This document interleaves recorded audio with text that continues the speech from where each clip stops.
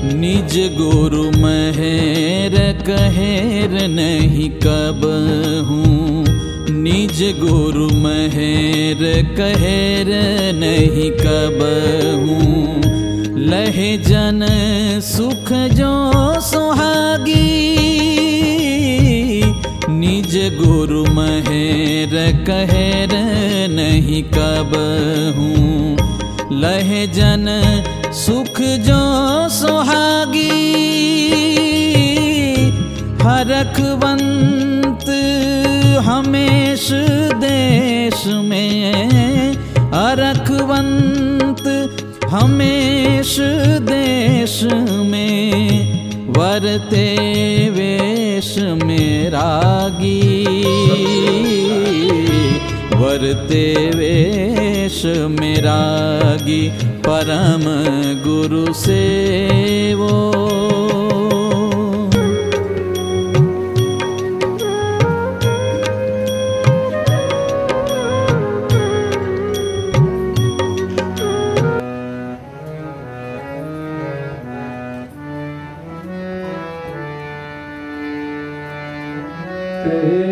करता कायम कुल सब के, कहो तेनु नाम सुनो सब अब के। कहो तेनु नाम सुनो सब अब के। समटि सब जग गयो विलाए, जय आदि पुरुष एक पति रहाए। जय आदि पुरुष एक पति रहाए।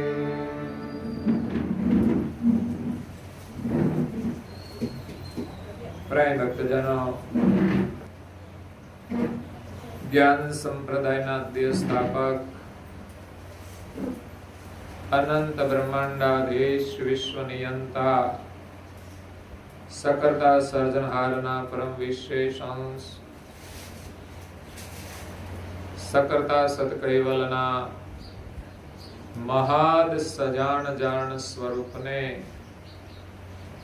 अनेक न्यायों द्वारा प्रत्यक्ष प्रमाण थी स्व अनुभव थी प्रतिपादन करी आपनार अनंत अंशोना तारणहार परम मोक्षना दाता कैवल धर्म धुरंधर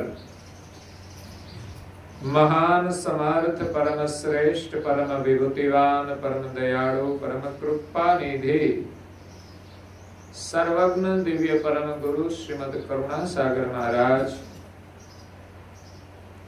जगतना जीवोनु परम कल्याण करवा माटे जगतना जीवोने जन्म मरणना बंधनमांथी मुक्त करवा माटे जगतना जीवोने जगत कर्तानु संदेश आपवा माटे अकळ विभूतिनो अति दिव्य मनुष्य देह धारण करी आ विश्वनी अंदर 14 लोक अने पृथ्वीना 7 द्वीपमां प्रगट थईने जगतना जिज्ञासु अने मुमुक्षु अंशोने ज्ञाननो बोध आप्यो छे। परम गुरुना कृपा पात्र द्वितीय आचार्य पूज्यपाद श्री नारायणदासजी महाराज स्वरचित सिद्धांत बावनी ग्रंथ ने विषय सकर्ता सर्जनहारनी ओळख करावता 44 ना अक्षर ने विषय कहे छे कि तेही करता कायम कुल सबके, कहु तीनु नाम सुनो सब अब के। गई काले आपने कथा श्रवण करी एमा पूज्य श्री नारायणदासजी महाराज श्री कह્યું કે આ વિશ્વના સર્જનહાર જીવ માત્રનું પાલન પોષણ કરે છે. તેઓ ક્ષમાવાન છે, દયાળુ છે અને સાથે સાથે વિશ્વના નિયંતા છે કે જે દરેક અંશોને પોતાના શુભાશુભ કર્મનું ફળ પણ આપે છે. સર્જનહારની અંદર બે ગુણોનો સમન્વય છે. એક તો ક્ષમાવાન છે, દયાળુ છે. ક્ષમા એ બહુ મોટી વિભૂતિ છે.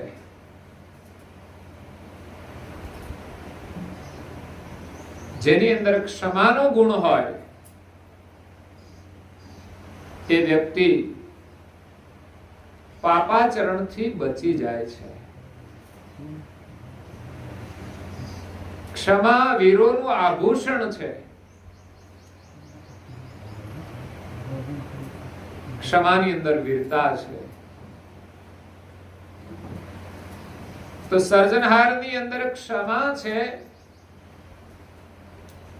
કે જીવો એનું ભજન ન કરવા છતાંય, પાપ કરવા છતાં પણ બધાને સમદ્રષ્ટિથી જીવન આપે છે અને દરેકનું પાલન પોષણ કરે છે. હા, એના કર્મે દુખી થાય વસ્તુ અલગ છે. બાકી સર્જનહાર તરફથી તો એમને જે સુખ આપવામાં આવે છે તે સમાન આપવામાં આવે છે. જેમ સૂર્યનો પ્રકાશ પાપીને પણ પ્રકાશ આપે અને પુણ્યશાળીને પણ પ્રકાશ આપે છે. આ પૃથ્વી ઉપર પાપી પણ રહે છે અને પુણ્યશાળી પણ રહે છે. વરસાદનો લાભ પુણ્યશાળીને પણ થાય છે અને પાપીને પણ થાય છે. એ રીતે માલિક તરફથી મળતું સુખ બધાને સરખું મળે છે. તો સર્જનહાર ક્ષમાવાન છે, સાથે સાથે નિયંતા પણ છે. ક્ષમાવાન હોવા છતાંય આ જગતનું એ નિયમન કરે છે અને ન્યાય આપે છે. નહીં તો ક્ષમાવાન હોય એ પુણ્યશાળી પ્રત્યે તો પ્રેમ રાખે, પણ જે પાપી છે એના પ્રત્યે ક્ષમાનો ભાવ રાખે તો પછી એના કર્મનું ફળ કેવી રીતે આપી શકે? ક્ષમા પણ રાખવાની છે અને પાપીને એના કર્મનું ફળ પણ આપવાનું છે. તો કેવી રીતે ક્ષમા રાખે છે અને કેવી રીતે એ આ જગતનું નિયમન કરે છે? તો પાપી હોવા છતાં પણ જીવન આપે છે, એ એનો ક્ષમાનો ગુણ છે. અને કર્મનું ફળ આપવા પક્ષે એ ન્યાય પણ આપે છે. જો કદાચ સર્જનહાર પાપીને ક્ષમા કરી દે તો પુણ્યશાળી પણ એમ વિચારે કે આપણે પાપ કરો, ભગવાન ક્ષમા કરી દેશે. પરંતુ ના, સર્જનહાર ક્ષમાવાન હોવા છતાંય દરેકને પોતાના કર્મનું ફળ ભોગવવું પડે છે અને એના એ સાક્ષી છે. એમાં ક્યાંય બાંધછોડ આવતી નથી. તો પછી ક્ષમાવાન કેવી રીતે કહી શકાય? જે પાપી છે એના કર્મનું ફળ એ આપે છે. તો મનુષ્ય જીવનની અંદર જીવાત્મા કર્મ કરે છે. જેટલા પણ કર્મ ઊભા થાય છે મનુષ્ય જીવનમાં જ થાય છે. એ સિવાયના જેટલા શરીરો છે એમાં માત્ર મનુષ્ય જીવનમાં કરેલા કર્મનું ફળ ભોગવે છે. મનુષ્ય સિવાયના જેટલા શરીરો છે એ કર્મનું ફળ ભોગવવા માટે માલિકી બનાવેલા છે. જેવું કર્મ મનુષ્ય જીવનમાં કરે છે એ પ્રમાણે મનુષ્યને 84 ની અંદર જવું પડે છે. આપણને એમ થાય કે ભાઈ પ્રાણીમાં કોણ જાય? તો કે પશુ સમાન જીવન જીવે છે, પ્રાણીમાં જવાના છે. એની અંદર પણ પ્રકાર છે. કૂતરાની અંદર જાય, અમેરિકામાં જાય તો સુખી થાય, એવાય કૂતરા છે. અને અહીંયા રહે તો પછી બજારમાં રખડવું પડે, ખાવાનું મળે ન મળે. અને એમાંય ઘણા રોગિષ્ટ કૂતરાઓ હોય છે, આપણે જોઈએ છીએ. ઘણા નિર્બળ કૂતરાઓ હોય, ફૂંકાઈ ગયા હોય, આપણને દયા આવી જાય કે આ કૂતરું કેવું છે. અને નિર્બળ કૂતરા હોય એટલે પછી બીજા કૂતરાનો પણ ત્રાસ હોય એના ઉપર. એ પણ કર્મનું ફળ જ છે. હા, એ કૂતરાની અંદર એને કર્મ બંધન લાગતું નથી. બીજા કૂતરા એને કરડે કે ગમે તે કરે, એના કર્મનું ફળ હોય છે. એ કૂતરા એને હેરાન કર્યો એટલે પેલો કૂતરો એ કૂતરાના જીવનમાં એને દુખી કરે, એમાં એનું કર્મ બંધન નથી લાગતું. પણ મનુષ્ય જીવનની અંદર માણસ એ પ્રકારે વર્તન કરે, કોઈને હેરાન કરે, તો કદાચ હેરાન થનારો એના દુઃખનું ફળ ભોગવતો હશે, પણ કરનારો તો ચોક્કસ બંધનમાં બંધાઈ જાય છે. કારણ કે કર્મ વગર તો માણસને દુઃખ પડે જ નહીં, કોઈ આપી શકે પણ નહીં. એના કર્મનું ફળ મળી રહ્યું છે અને બીજો મનુષ્ય એમાં બંધાઈ રહ્યો છે. આપણે જોઈએ છીએ ત્યાં ભૂંડ રખડતા હોય છે. અહીંયા તો નથી આપણે દેખાતા, પણ ઘણી જગ્યાએ શહેરમાં ફરતા હોય છે.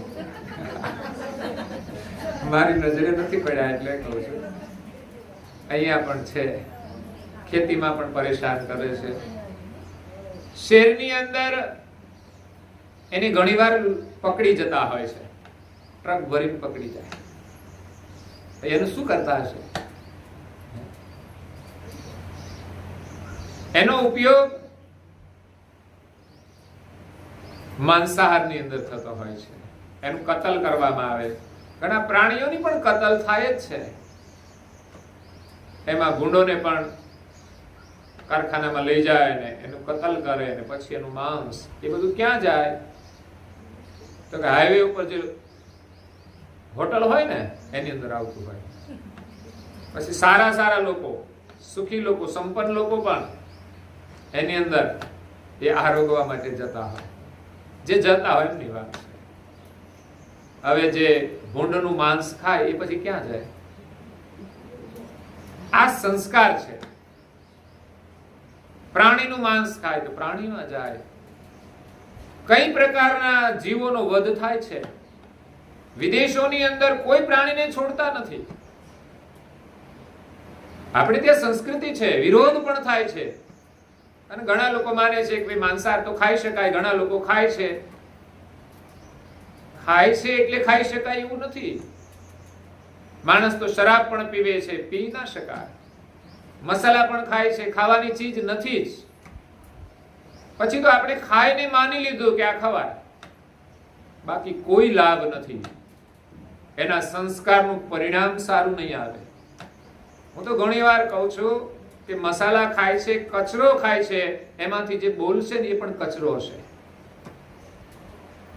અને મોટા ભાગે વ્યસની લોકોના સ્વભાવ આવેશવાળા હશે, તામસી હશે, ક્રોધી હશે. એના ઘરવાળાને પૂછો એટલે ખબર પડશે. અને મોટા ભાગની બહેનો ફરિયાદ કરતી હોય છે, તમારા ભાઈ કહેજો જરા આ બંધ કરી દે. એ તો એના હિતની ભાવનાથી કહેતા હોય. સ્વભાવની ઉપર જે અસર થતી હોય તો અલગ હોય છે. અને નુકસાન કેટલું છે? નુકસાન નુકસાન ને નુકસાન છે. પણ લોકો સમજતા નથી. એટલે જેવું ભોજન કરીએ છીએ એવા સંસ્કાર પડે છે.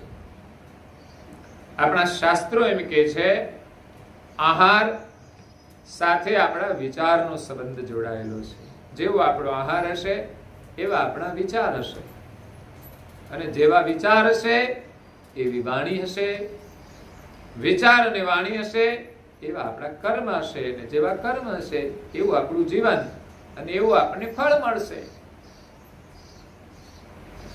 તો આપણા આહાર સાથે આપણા જીવનનો પૂર્ણ સંબંધ જોડાયેલો છે. એટલે ધર્મ માર્ગે ચાલવા માટે સૌ પ્રથમ આહાર શુદ્ધિની જરૂર છે. શાસ્ત્રો એમ કહે છે કે આહાર શુદ્ધિ સત્વ શુદ્ધિ. આહાર શુદ્ધિથી આપણા સત્વની શુદ્ધિ થાય છે.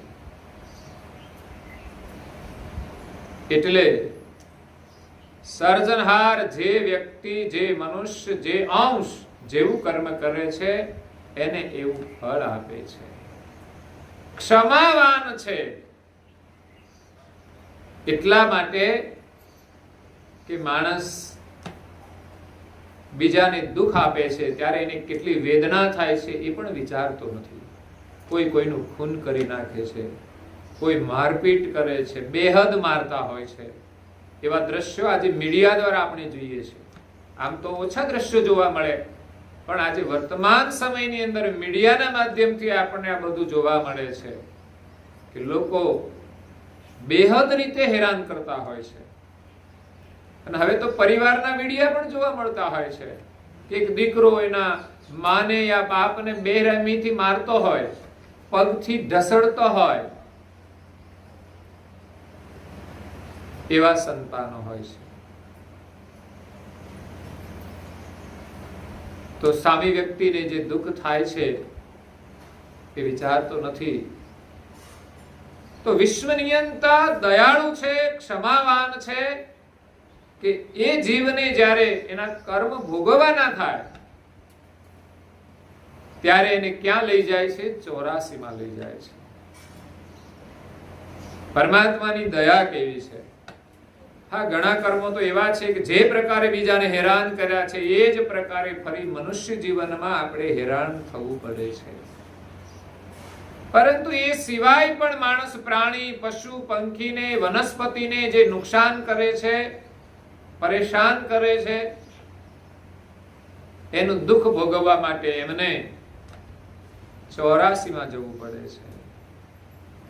અને 84 ની અંદર દુઃખ તો છે જ, પણ મનુષ્ય જીવનમાં જેટલો દુઃખનો અનુભવ થાય છે એટલો દુઃખનો અનુભવ બીજા શરીરોમાં થતો નથી. કારણ કે મનુષ્યની અંદર જાગ્રત અવસ્થા પ્રધાન છે, એટલે દુઃખની અનુભૂતિ વધારે કરે છે. માણસ વાત વાતમાં દુઃખની અનુભૂતિ કરે છે, દ્રશ્ય જોઈને દુઃખની અનુભૂતિ કરે છે, અને ક્યારેક જે દુઃખ આવે છે એનાથી એ દુઃખી દુઃખી થઈ જાય છે. જ્યારે પ્રાણીમાં જાય ત્યારે મનુષ્યમાં જેટલું દુઃખ છે એટલું પ્રાણીમાં નથી. સાંભળ્યું છે કોઈ પ્રાણીએ આપઘાત કર્યો હોય એવું? તો એનો મતલબ શું? મનુષ્ય આપઘાત કરે છે તો પ્રાણી કરતા પણ મનુષ્ય વધારે દુઃખી છે. એટલે જાગ્રત અવસ્થાને લઈને માણસ વધારે દુઃખી છે, અને સુખી પણ વધારે થઈ શકે. પ્રાણીઓ એટલા સુખી ન થઈ શકે, એ જીવ દશામાં વર્તમાન કરે છે. સર્જનહારે પ્રાણીની અંદર સ્વપ્ન અવસ્થા મૂકી છે, એટલે વધુ સ્વપ્નની અંદર જીવતા હોય છે. ત્યાર પછી પક્ષીઓની અંદર જાય, એમાં પણ સ્વપ્ન અવસ્થા પ્રધાન છે. એનામાં જાગ્રતનું કોઈ સુખ નથી હોતું, એનામાં જાગ્રતની કોઈ સમજણ હોતી નથી કે આપણે શું છીએ અને આપણે શું કરવું જોઈએ. એ સ્વપ્નની અંદર જીવતા હોય છે. જેમ આપણને સ્વપ્ન આવે, અને સ્વપ્નમાં કેવું સુખ હોય! સ્વપ્નમાં માણસ સુખી પણ હોય, દુઃખી પણ હોય, પણ એ સાચું સુખ નથી હોતું, તેમજ સાચું દુઃખ નથી હોતું. છતાં પણ દુઃખનો અહેસાસ કરે છે. એ રીતે પ્રાણીઓનું જીવન હોય છે. પછી એ જ આત્મા વનસ્પતિની અંદર જાય છે. વનસ્પતિને કોઈ કાપે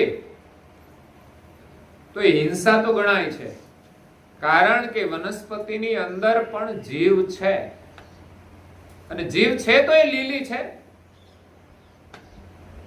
પરંતુ એને કાપે તો જેટલી વેદના મનુષ્યને થાય છે એટલી વેદના વનસ્પતિને થતી નથી.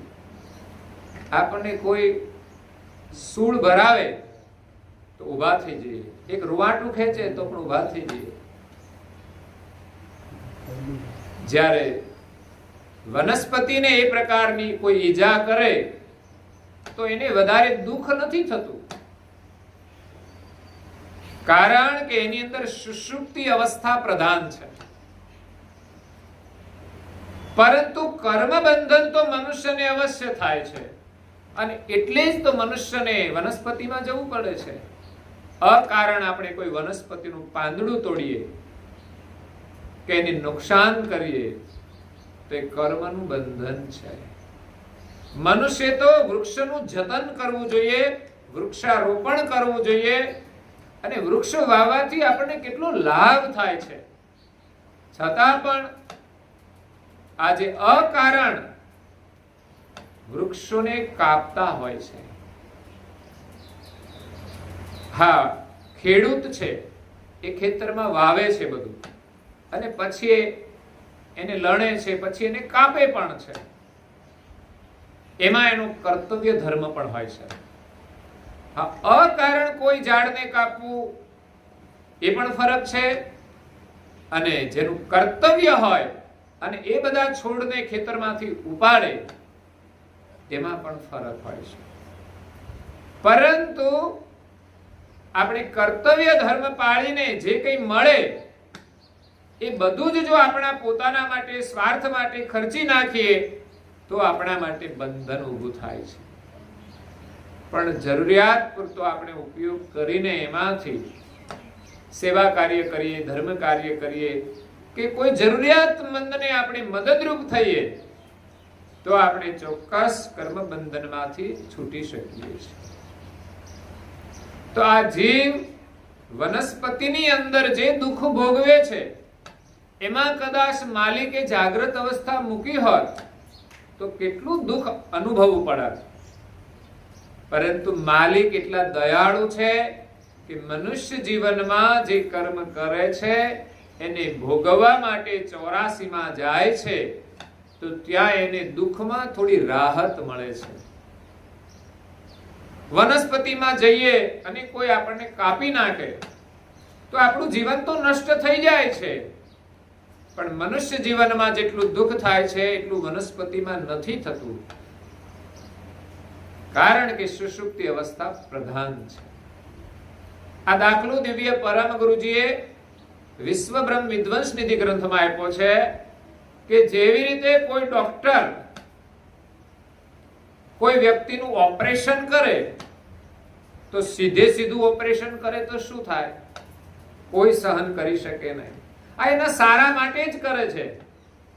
એમ ભગવાન આપણને કર્મનું ફળ જેવું કર્યું એવું તરત જ આપે. કર્મનું ફળ આપે એ ન્યાયથી આપે છે, પણ છતાંય માલિક દયાળુ છે એટલે સીધું એ રીતે દુઃખ આપતા નથી. જીવાત્માને 84 ની અંદર ભટકવું પડે છે.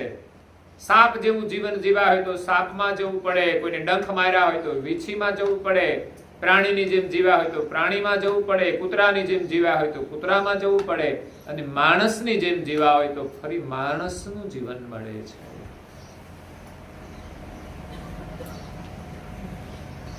એટલે ડોક્ટર સીધું ઓપરેશન નથી કરતા, પણ એને કોલોફ્રોમ સૂંઘાડે છે. કોલોફ્રોમ સૂંઘાડે છે એટલે વ્યક્તિ સુષુપ્તિની અંદર ચાલી જાય છે, મરી નથી જતી, પણ બેભાન થઈ જાય છે. તો પ્રાણી વનસ્પતિની અંદર પણ એ જ અવસ્થા કામ કરે છે. એ તાપ પણ સહન કરે છે, કોઈ કાપે છે તો પણ સહન કરે છે, કોઈ ડાળી કાપી નાખે છે તો અહીંયા ડોક્ટર પણ કટિંગ તો કરે જ છે, પણ એ સમયે એને કોઈ દર્દ થતું નથી. પણ ઓપરેશન થઈ ગયા પછી અમુક કલાક પછી એ ભાનમાં આવે છે, પછી દર્દ થાય છે. એના કર્મનું ફળ છે. ઓપરેશન આવ્યું છે તો આપણે જે કર્મ કર્યા છે એનું ફળ આપણે ભોગવીએ છીએ. દર્દ થયું, પણ ડોક્ટર જે રીતે ઓપરેશન કરે છે એવી જ રીતે માલિક બધાના ઓપરેશન કરે છે, કર્મનું ફળ આપવા માટે. એટલે બહુ દયાળુ છે કે સીધી સીધી કોઈને સજા આપતા નથી. તો સુખ અને દુઃખનું ફળ સર્જનહાર બધાને આપે છે. તેહી કરતા કાયમ કુલ સબકે. એ સર્જનહાર એ કાયમ છે એટલે અખંડ છે. પરમ ગુરુએ પંથનું નામ આપ્યું છે કાયમ પંથ. આપણો પંથ કાયમ છે, કારણ કે જે રસ્તે જવાનું છે રસ્તો અખંડ છે, ક્યારેય નષ્ટ થતો નથી. અને જેને પામવાના છે એ માલિક પણ કાયમ છે. એટલે માલિકને પામવાનો પંથ છે એ પણ કાયમનો છે. દિવ્ય પરમ ગુરુએ પુષ્કર દીપની અંદર પોતાનું નામ પણ કાયમ પુરુષ ધારણ કર્યું. કેમ કે મારા માલિક કાયમ છે અને હું પણ કાયમ છું.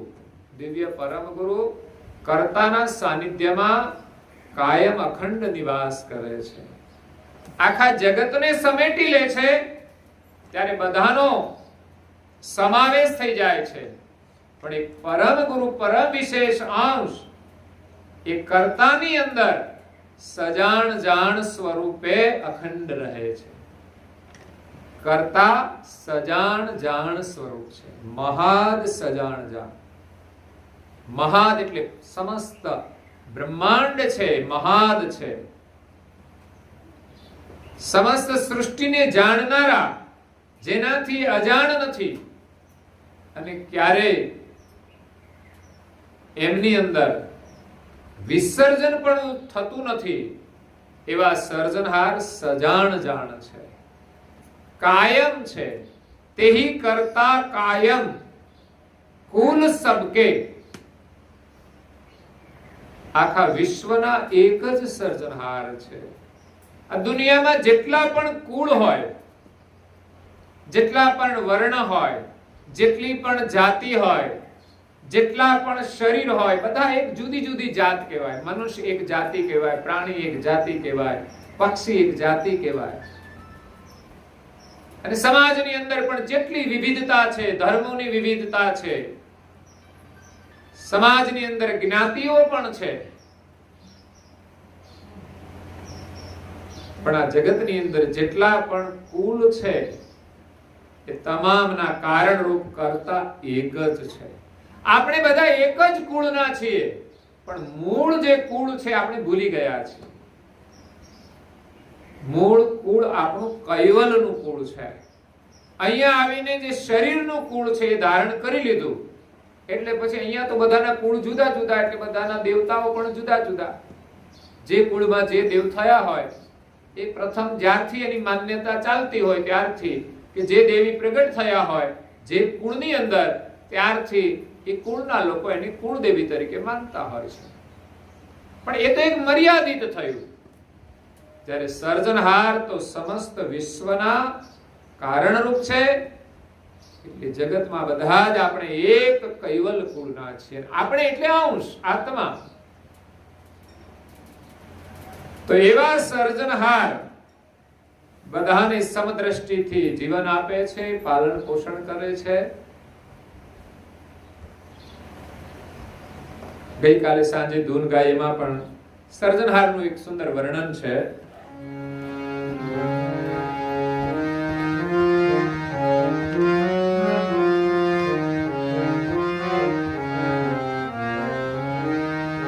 ભજો કૈવલ કૈવલ કીર્તારાસ કૈવલ સાહેબ કીર્તારા ભજો.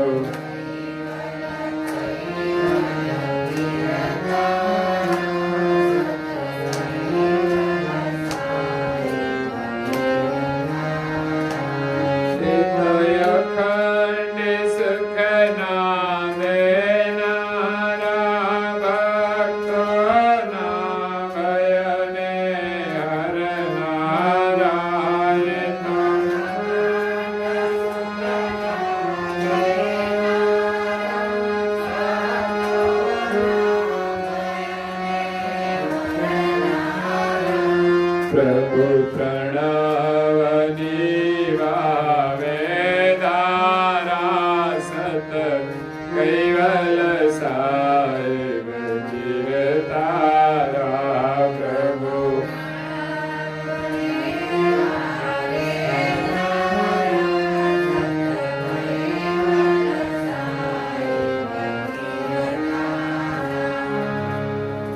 અખંડ સુખના દેનારા છે.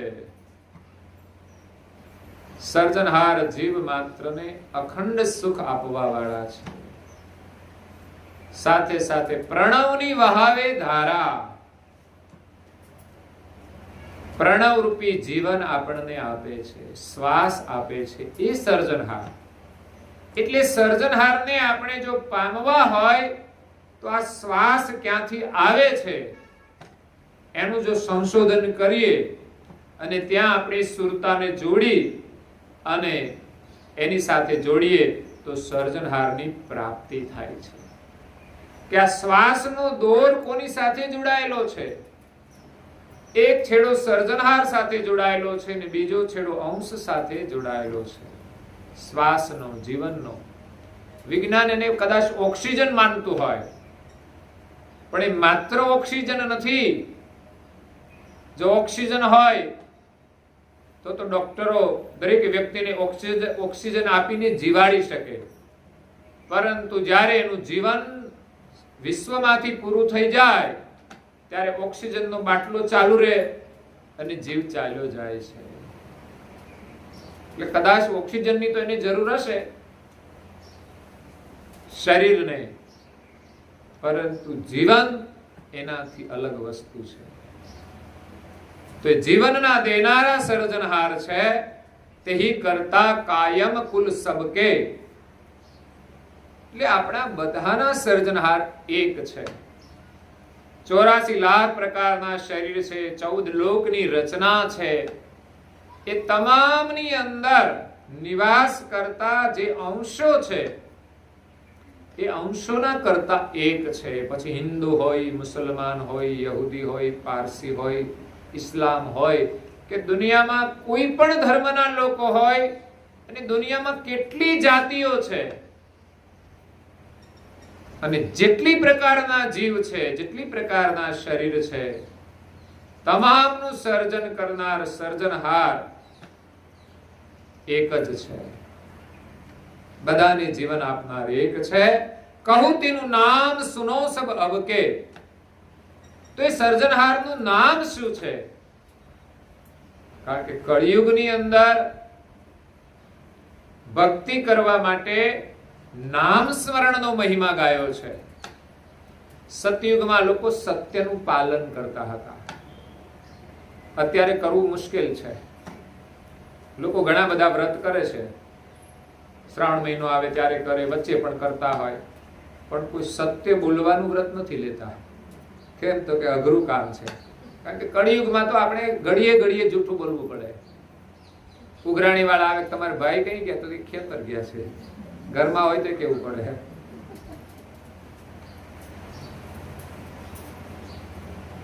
ફોનમાં વાત કરીએ તો પણ આપણે, ક્યાં છો તમે? હું તો કહે છે બહાર છું. ભલે ને ઘરમાં હોય. આવું તો આપણે સાંભળીએ છીએ. એટલે કોઈની હાજરીમાં જયારે સાંભળીએ ત્યારે સમજવાનું કે આપણે પણ કોઈને ફોન કરીએ ત્યારે આવું થતું હોય. એટલે લોકોને ઘણીવાર સંશય પણ થતા હોય છે કે સાચું બોલતા હશે કે જૂઠું બોલતા હશે. ક્યારેક પરીક્ષા પણ કરી લે.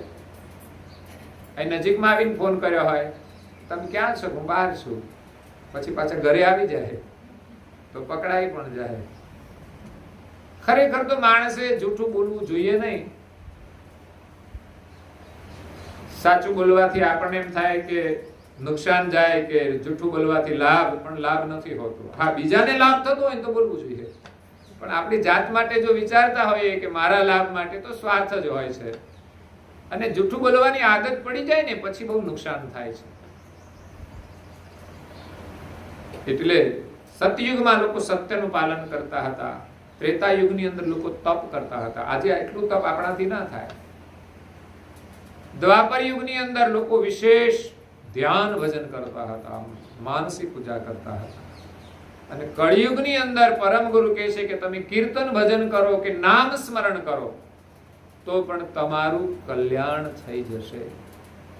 સતયુગમાં લોકોનું આયુષ્ય લાંબુ હતું. ત્રેતા યુગમાં હજારો વર્ષ સુધી લોકો તપ કરતા હતા. દ્વાપર યુગમાં પણ લાંબા સમય સુધી લોકો ધ્યાન ભજન કરતા હતા, માનસી પૂજા કરતા હતા. કળિયુગની અંદર માત્ર શાસ્ત્રો એમ કહે છે કે ગાયના શીંગ ઉપર રાયનો દાણો ટકે એટલી વાર માણસ સ્થિરતાપૂર્વક જો હરિનું નામ લે તો પણ એનું કલ્યાણ થઈ જાય. પણ કદાચ મન સ્થિર નહીં રહેતું હોય, એટલું મન સંચળ આપણું કળિયુગની અંદર થઈ ગયું છે કે આપણે પૂજા પાઠ કરતા હોઈએ તો આપણું ધ્યાન તો કંઈક બીજે જ ફરતું હોય. કાં તો ફોનમાં વાતો કરતા કરતા ક્યારેક પૂજા થઈ જતી હોય. પૂજા કરતા કરતા ઘરમાં ઘણાને સૂચના પણ કરતા હોય તો એ આપણું ભજન દૂષિત છે, મલિન ભજન કહેવાય. શુદ્ધ ભાવથી, સ્થિર મનથી, એકાગ્ર ચિત્તથી જો ક્ષણવાર માટે ભજન કરવામાં આવે તો પણ આપણું કલ્યાણ થઈ જાય. પરમ ગુરુએ પણ લખ્યું છે કે સર્જનહાર એમ કહે છે કે કળિયુગની અંદર હું સહેજ સલપમાં મળી શકું છું. જો સાધકની શુદ્ધ ભાવના હોય, મને પ્રાપ્ત કરવાની પ્રબળ ઈચ્છા હોય તો હું સહેજ સલપમાં એટલે ક્ષણવારમાં મળી શકું છું. પરંતુ આજે આપણે પૂજા પાઠ શું ભગવાનને મેળવવા માટે કરીએ છીએ કે પછી આપણી કોઈ ઈચ્છાઓ માટે કરીએ છીએ? બહુધા તો આપણે આપણી મનોકામના સિદ્ધ કરવા માટે, લૌકિક સુખ માટે કરતા હોઈએ છીએ. પણ ખરેખર પ્રભુને પામવા માટે જે ભજન કરીએ એ જ સાચું ભજન છે. એટલે કળિયુગની અંદર આપણે જો સાચા ભાવથી ભજન કરીએ તો આપણને ફરી મનુષ્યનો જન્મ તો અવશ્ય મળે છે. કારણ કે આપણે પરમેશ્વરને પામવા માટે જો ભજન કરતા હોઈએ તો ફરી મનુષ્યનું જીવન મળે, અને લૌકિક સુખ માટે જો કરતા હોઈએ તો પછી લૌકિક સુખ તો પ્રાણી માત્રની અંદર સમાયેલું છે. એટલે આપણે પ્રભુને પામવા માટે ભજન કરવું જોઈએ. તેવા સર્જનહારના નામનો મહિમા છે કળિયુગની અંદર. ગુરુ નાનક સાહેબ પણ કહે છે, કલી में हरि को नाम नानक निश दिन जो जपे सफल होवे सब काम. भय नाशन दुर्मति हरण कली में हरि को नाम. કળિયુગમાં હરિ નામનો મહિમા છે, પણ હરિનું નામ શું એ પાછું નક્કી કરવું પડશે. બધા પોતપોતાની રીતે જુદું જુદું નામ ધારણ કર્યું છે, પણ જેના સંકલ્પથી આ જગત થયું છે, જીવ માત્રને જે જીવન આપે છે, દરેકના કર્મના જે સાક્ષી છે, એ સર્જનહારનું નામ શું? જેના નામનું સ્મરણ કરવાથી ભય દૂર થઈ જાય, ભક્તોના ભયને હરનારા. ભજન કરવા છતાંય જો ભય ના જાય તો સમજવાનું કે ભજન નથી. સર્જનહારનું ભજન કરવાથી નિર્ભય થઈ જાય તો એ સાચું ભજન છે. ભગવાનમાં સાચો ભરોસો છે. એને કોઈ ભય હોતો નથી, એને કોઈ ફરિયાદ હોતી નથી. ઘણા લોકો કે અમે ભજન કરીએ છતાંય અમે દુખી છીએ, ઘણી ફરિયાદો હોય છે. તો કદાચ આપણું ભજન કાચું છે. ભજન તો કરીએ છીએ પણ કાચું હોય. પ્રહલાદે ભજન કર્યું, એને ભય નહોતો. એના સામે મોત આવી જાય તો પણ એને ભય નથી રહેતો. અને ક્યારે એનો ભરોસો તૂટતો નથી. જ્યારે આપણો ભરોસો તૂટી જાય છે કે આપણે ભજન કરીએ તોય દુખી, આપણે ભજન કરીએ તોય આમ, એટલે એમ તો બધું કર્મનું ફળ છે, સ્વીકારી લો. ભજનમાં અવિશ્વાસ ન થવો જોઈએ. તો આપણો ભય દૂર થઈ જશે, આપણું દુઃખ પણ દૂર થઈ જશે. ભય નાશન દુર્મતિ હરણ. હરિનું નામ આપણી દુર્મતિનું હરણ કરે છે. પ્રભુનું નામ સ્મરણ કરવાથી આપણી જે દુર્મતિ છે એનું હરણ થઈ જાય અને આપણી અંદર સુમતિ આવે છે. રામાયણની અંદર કહ્યું છે,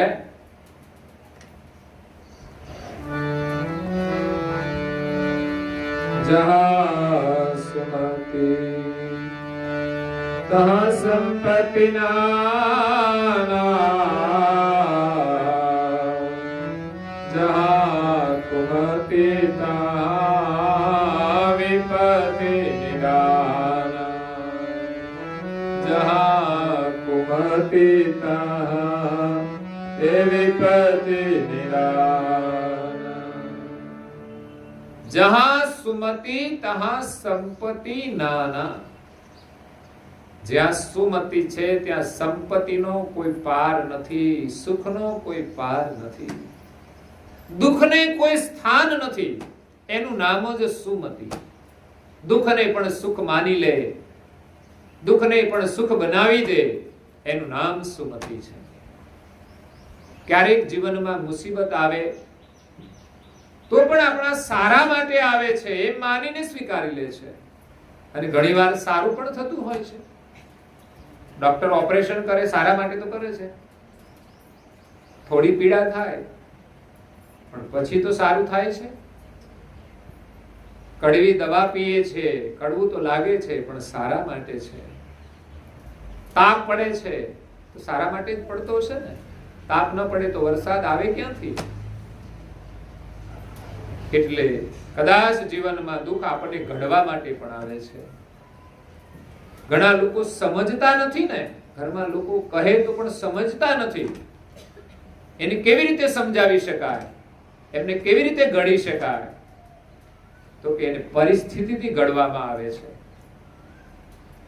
અને ઘણા લોકોને આપણે જોઈએ છીએ કે જ્યારે દુઃખ આવે છે, પરિસ્થિતિ આવે છે, ત્યારે એને સમજણ આવતી હોય છે, ત્યારે એ સીધા થતા હોય છે. લાકડું વાકું હોય પછી એને સીધું કરવું હોય તો ઘણીવાર લોકો તાક કરીને એની અંદર મૂકીને સીધું કરતા હોય છે. એમ માણસને સીધા કરવા માટે પણ દુઃખ આવે છે. કર્મનું પરિણામ તો છે જ, એટલે આપણે કોઈ પણ દુઃખ હોય એને સ્વીકારવું જ જોઈએ. હા, કઈ દુઃખોને આપણે દૂર કરવા માટે ચોક્કસ પ્રયાસ કરીએ. અને એમાંય ખાસ આપણું શરીર બીમાર હોય તો આપણે પ્રાર્થના કરીએ કે મારું શરીર સારું થઈ જાય. કેમ? તો કે હું સેવા કરી શકું, હું સ્મરણ કરી શકું. એવું નહીં કે માત્ર પીડા છે તો દૂર થઈ જાય. શરીર સારું હોય તો આપણે સારો લાભ લઈ શકીએ. એટલા માટે પ્રાર્થના કરવાની છે.